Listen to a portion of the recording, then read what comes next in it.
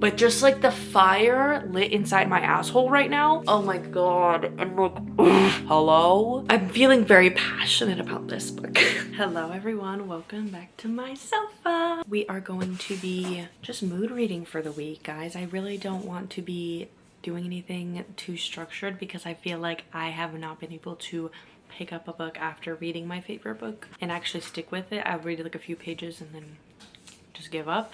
So I think that this week would be the perfect week to just chillax, mood read, pick up what I feel like. Today we're gonna start off with My Dark Vanessa. I haven't started reading this book just yet, but I feel like it keeps capturing my attention. Like every time I'm like looking at my TBR, looking at the TBR we made for April, I'm like, I don't know why I feel like I want to read this book. The premise of this book is that this girl, when she's 15 years old, gets into a relationship with her professor, and then fast forward to 17 years later, someone else came out and said that he sexually abused them. She knew this girl, I assume, and asked her to come forward and tell her story. And I don't think that she knew up until this point or really reflected on the fact that what she was going through was sexual assault and that it was grooming and it's very wrong and it's not just a regular relationship. She was 15 and he was an adult. People I've heard say that this book is a tame version of A Little Life. I liked A Little Life when I first read it, but I know that a lot of people say it's like trauma porn. I don't know though. So it's been a few years since I've read that book, so I'm gonna give this one a shot and see what I think.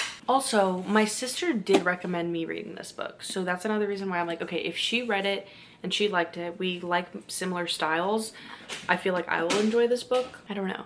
I'll let you know what I think about this book after I've gotten a little bit farther into it.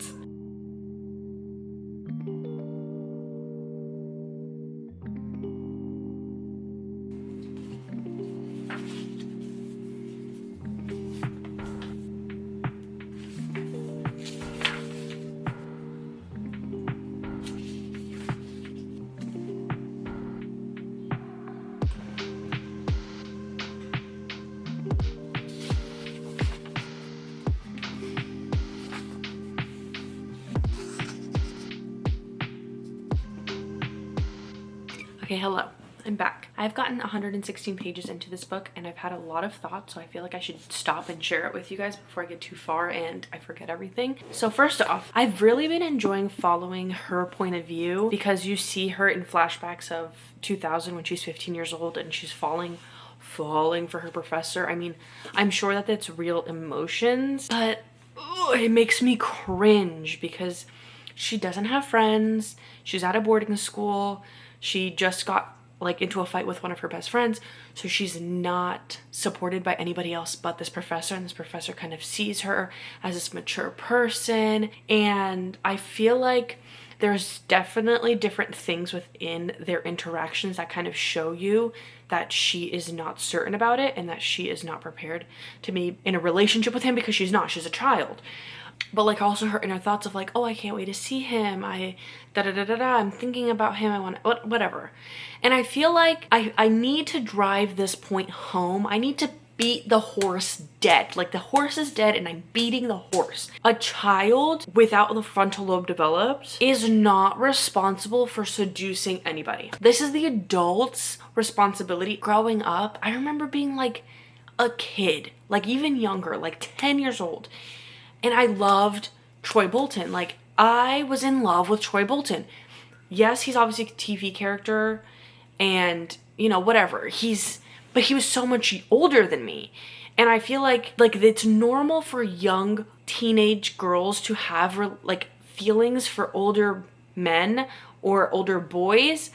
But I think it's the adult's responsibility to cut it off and to teach them what is proper and to teach them what is acceptable and to teach them like, it just makes me cringe. It makes me cringe. It literally makes me cringe.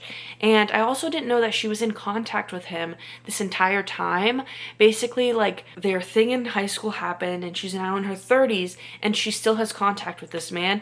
And you can see that the hold that he still has over her, and how, like, if he's replaying a scene, he needs to want to be the one narrating one of their past moments for her to be like, oh yeah, because like I don't really remember much, because you're blocking it out. And I don't blame her, I blame him. A 15-year-old has no business, zero business being with a grown adult. And if you're an adult and you like a 15, you're fucking weird. You're weird and you're gross. And I stand on that. And I don't care what century, what decade you guys got together. It's weird. It is weird. Because if you think about it, and if you're an adult, if you had a child around that age as a teenager, you wouldn't want that to be the case with them. So I don't know why we're trying to normalize this. And by us, I'm saying people in general are always normalizing, oh yeah, but the age gap, that I don't care. I don't want to hear it. I don't want to hear it. My mind is made. Have you ever interacted with a 15-year-old as an adult? There's nothing in common.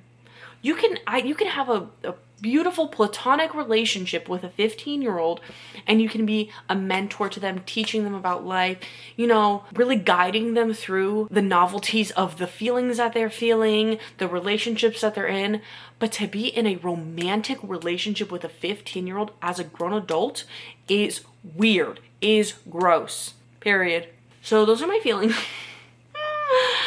This book has given me such a perspective of protection.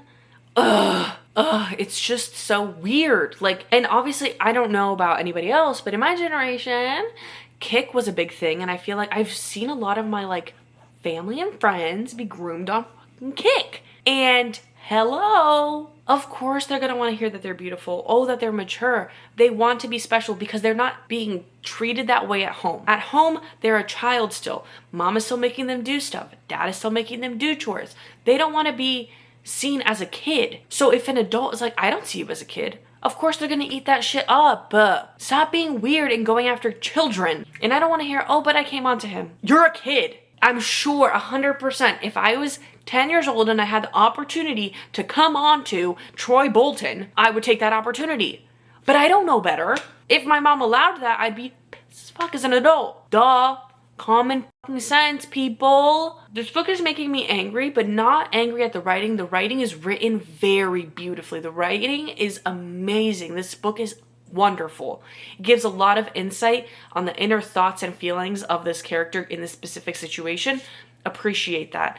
But just like the fire lit inside my asshole right now is psychotic, because I feel a lot of rage. As an adult, I feel a lot of rage because I think that the way that he goes about it and the way that he treats them as such special individuals, I would believe it. I think that if I was in a specific situation where I had nobody, I had no friends, I was alone away from my family, I would fall for it. I think most teenage girls would fall for it. And if you don't think it's grooming, you're weird. Like, I know she's a teenager and teenagers can be, you know, forward and whatnot, but she's still a kid. Let her live. Let her have those first experiences with a teenager her age. I'm feeling very passionate about this book. Yeah, so I'm just gonna keep reading it because I hope the best for her. I want the best for Vanessa. Mr. Strain, I hate you. I know you're fictional, but I hate you. All right, I'm gonna go read.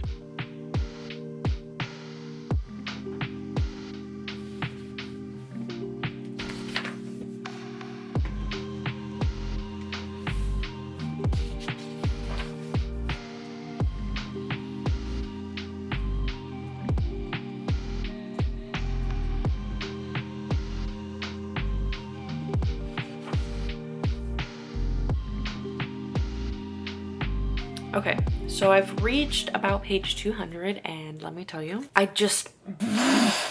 this book is written very well, and just watching her battle, whether or not she was a victim in her own head, and then something crazy happens and now she's finally starting to open up and kind of talk to her therapist about what's been going on and how she was groomed as 15, but she doesn't see it as that just yet. Oh my god. And like, so I guess in 2000, when she was initially groomed and all the things were happening, her mother had come to pick her up. The rumors got out and things like that, so her mom came to pick her up, and there was a clue left behind where the mother could have very well taken it further and she didn't. Maybe I'm thinking too highly of myself, but I feel like I would have ran to the dean's office and lit that place on fire for my kid. But she didn't do that. She just pretended it didn't happen. I don't know why. I still can't fathom why she would do that. That's the part that's been killing me this entire time. Just watching her deal with the things that she's, you know, been holding in since she was 15 years old.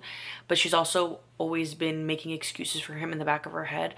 I feel like I saw that coming. Like, she could have gotten help so much sooner if her mom reacted in that moment instead of lying for her and for him at the end of the day. Because like, her lying or her protecting her daughter isn't really protecting her daughter, it's actually protecting the perpetrator.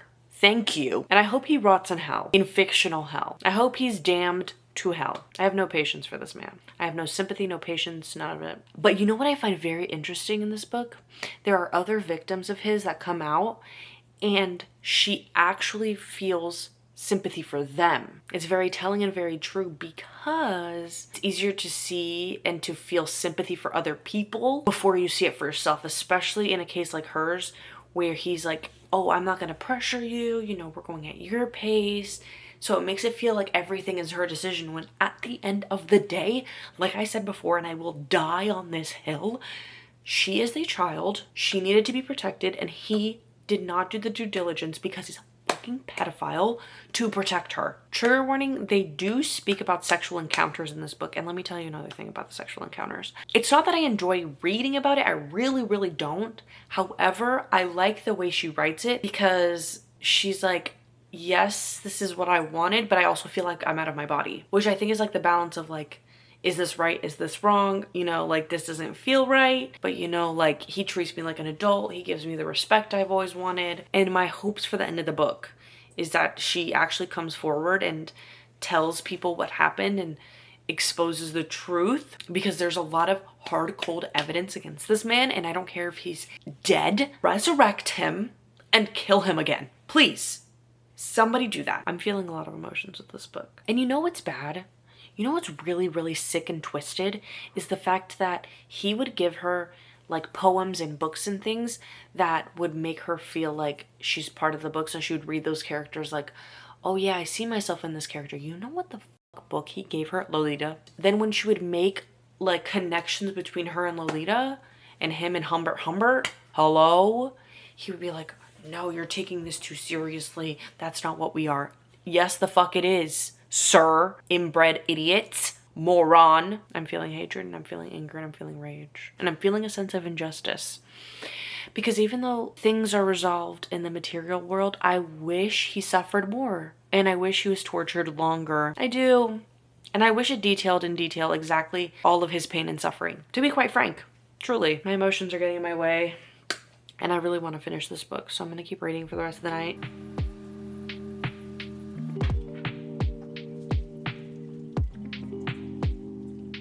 Hello everyone, I finished reading the book and I just wanted to come here and give my final thoughts on the book. Overall, I think I rate the book a 4-star. I did enjoy seeing the repercussions of what he did to her, even though it takes her a very long time, and even towards the end, she doesn't really admit to being a victim. Just seeing her kind of come to the conclusion that what he did was wrong, and you can see it within the book as she's experiencing different things with him in the moment, that it's obviously not love, but I feel like we can see that, but she doesn't think that way. And because he's been so entwined in her life, even into her 30s, it's hard for her to make that separation between what is correct and what is incorrect and all of the things. So I think this book was written very well. The writer uses really good imagery, and just the way she takes herself out of her body when she's experiencing certain things within the book.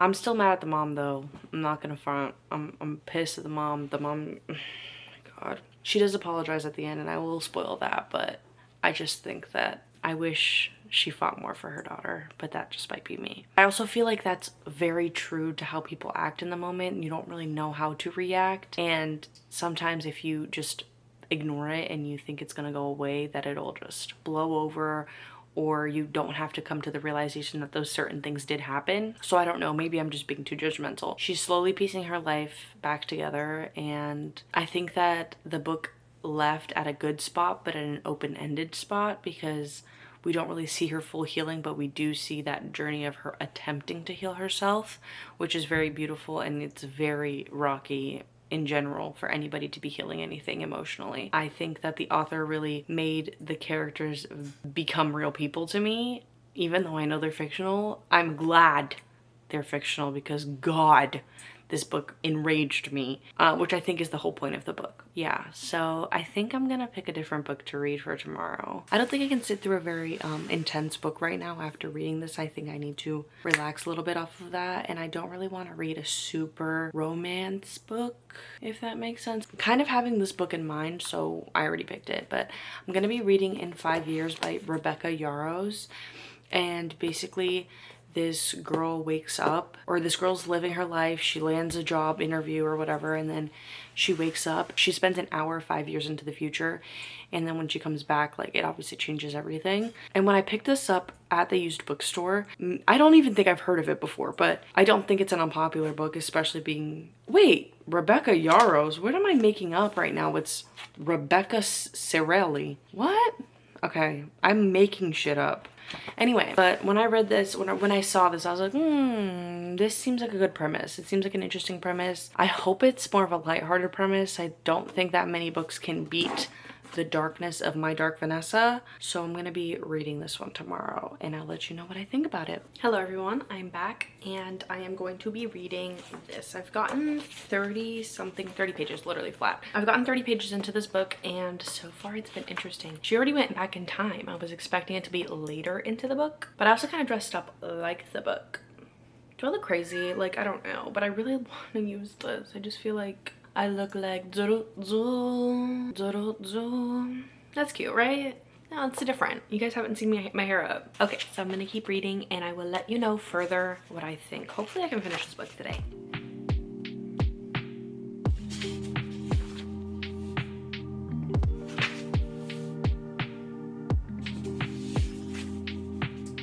Also, quick thought and question. I have a quick prediction about this book. She does go into the past and she's with somebody else. They have some hot, steamy, intimate relations. But my question is, because she's like, oh, like, what the fuck's happening? This isn't David, her current fiance. I'm scared he's gonna die. Like, what if David dies and, like, she moves on to someone else and that's who she sees 5 years later? I don't know. But that is a fear of mine. So I hope they break up and he doesn't die, because he seems like a good guy.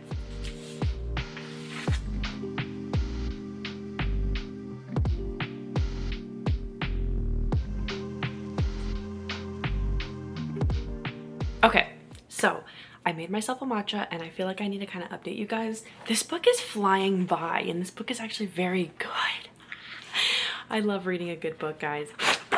Sorry, it was an ant. There is some complications. OMGG.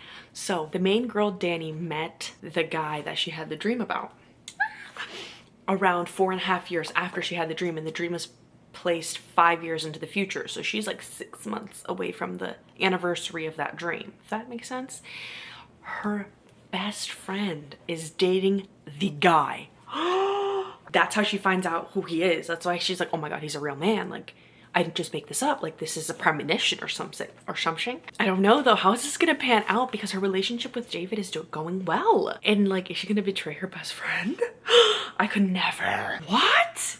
Anyway, I really like this book. I will update you guys when I have more thoughts and more happens. Is she gonna end up with him for real? Like, how is that gonna happen? Her best friend. Like, at first I was like, okay, what if David dies? No, her best friend's dating the man. Oh my God. If she betrays her friend though, I'm gonna be pissed. What if her best friend ends up with her fiance and then she ends up with her best friend's boyfriend? Crazy, crazy. I'm gonna go read.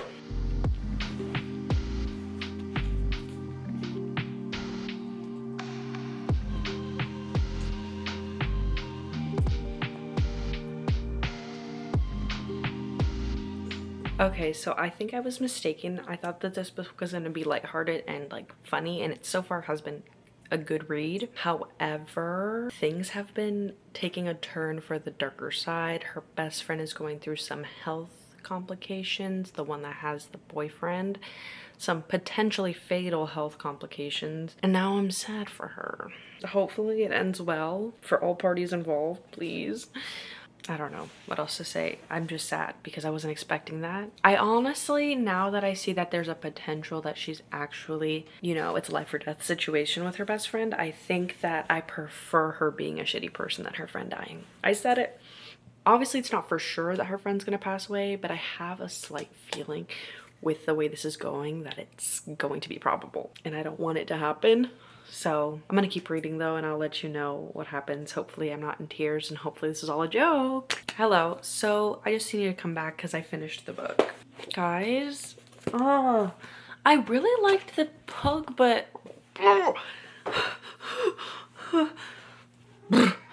the end. Okay, for anybody who doesn't want to hear it, don't fucking listen. But for those who want to hear it, what? Mommy? Oh my god. Saying things without saying anything. If my best friend passed away, I will never be having sex with her boyfriend. That's so disturbing. Like, that made me feel creeped out. Hold on, let me move this. That creeped me out that they had sex even though her best friend died. Weird behavior. And hey, if you've been out there and you've done that, yeah, I don't even want to say anything. Oh, like, I'm not judging you, babe. That's weird. Like, she just passed away and you guys are gonna have sex and they're not gonna even end up together anyway. And she was like, it's not love, it's grief. Can you grieve somehow else? Huh? Can you grieve in a different way? Guys, is that weird? That was weird for me to read. That was weird for me to read. That gave me the heebs. I was really like, this book, I read this in a day. I was like, done. I loved it. That was too much. Don't do that again. What? I don't know. Like, I'm gonna rate the book a 4 because I feel like just that one piece really bothered me because I think it's morally incorrect because I would not do that to my best friend. Period. The writing was really good and the characters were really well written, and just the character development, the character arc from being very rigid to being more like fluid and understanding that life obviously doesn't plan itself out. But that one part, guys, yo. One thing, if I was her friend, I'm just gonna say it here for on the record. If I was her friend and I found this out and I'm beyond the grave, I'm resurrecting. I'm resurrecting and I'm beating their ass. What? There's girl code, there's limits. I don't care if you're grieving me. Personally, I don't care. That doesn't matter. That's weird. Stop. Like, I'm shaking. Like, that's so weird. Ew. That's bizarre. And that's very uncomfortable, and I don't appreciate that. I know it's Friday now, so thanks for joining me on my mood reading week. I only got through 2 books, but they were both very well written, and this book in 5 years ended up being sadder than I expected. So I did enjoy just picking out the vibe and reading whatever I felt like. I will see you guys next Wednesday with another video. Bye.